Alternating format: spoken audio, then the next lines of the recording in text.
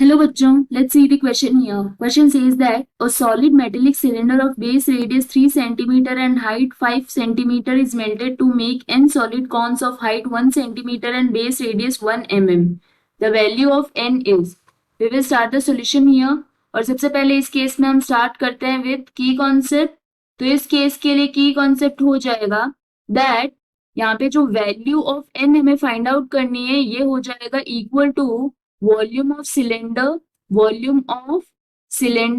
divided by volume of cone. So this will be the key concept in this case. अब हम क्या करते हैं, सेपरेटली वॉल्यूम ऑफ सिलेंडर भी find out करते हैं और वॉल्यूम ऑफ कोन भी. जो गिवन डेटा है वो यूज करते हैं हम यहाँ पे. So first we are going to find out volume of cylinder in this case. So volume of cylinder इसका फॉर्मूला होता है पाई आर स्क्वायर एच. तो ये हो जाएगा इक्वल टू पाई है 22 divided by 7 multiplied by radius given है 3 centimetre. So 3 square multiplied by height given है 5 सेंटीमीटर और यूनिट हो जाएगी यहाँ पे सेंटीमीटर क्यूब.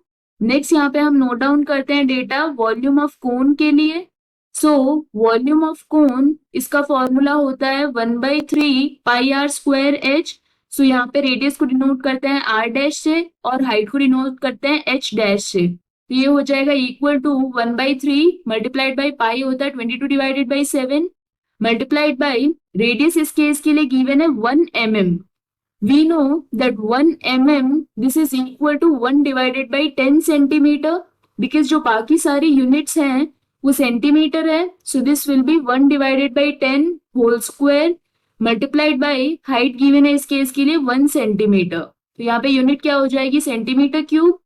तो अब हम यहाँ पे फाइंड आउट कर सकते हैं वैल्यू ऑफ n ये हो जाएगी equal to volume of cylinder which is 22 divided by 7 multiplied by 9 multiplied by 5 divided by 1/3 multiplied by 22 divided by 7 multiplied by 1 divided by 100. तो यहाँ पे 22 डिवाइडेड बाई 7 से 22 डिवाइडेड बाई 7 कैंसिल आउट हो जाएगा और ये होगा 45 मल्टीप्लाइड बाई 300. तो जब इसको सिंप्लीफाई करेंगे ये वैल्यू आ जाएगी इक्वल टू 13,500.